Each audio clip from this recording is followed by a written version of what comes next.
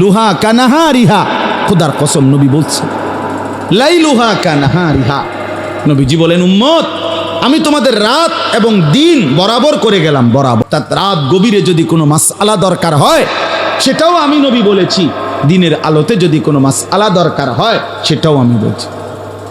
বাজার কেমনে করবা এটাও বলছি, টয়লেট বাথরুমে কেমনে ঢুকবা বাইর হইবা, ভিতরে কয়টা ঢিলা নিবা, কেমনে পানি ব্যবহার করবা আমি সেটাও বলছি।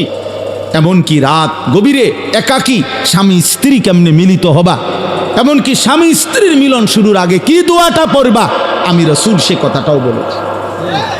তাহলে আমি ছেড়ে দেই না। ছেলেরা আবারও বলছি, মোবাইলটা নিয়ে ব্যস্ত না হয়ে আমার দিকে তাকাইয়া শোনো ভাইয়া, অনুরোধ করলাম বাপ, হাতের মোবাইলটা নামাও, আমার দিকে তাকায় শোনো দোস্ত, একটা মিনিট চেহারার দিকে তাকায় শোনো ভাইয়া। আমি জানি নওজোয়ান তোমরা আমারে মহব্বত করো, আমিও তোমরে মহব্বত করি, মহব্বত দুই দিক থেকেই। আমি বিরোধী আর ওরা আমারে মহব্বত করে, তাইলে মহব্বত হইতো না, মহব্বত এত জমতো না।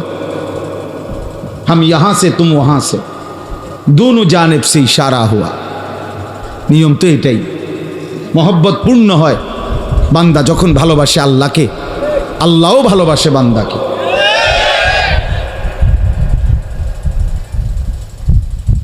তাহলে ঠিক এরকম আমরা আমাদের ছেলেদেরকে মহব্বত করি। এই কিশোর, এই নওজোয়ান, এরা আমাদের।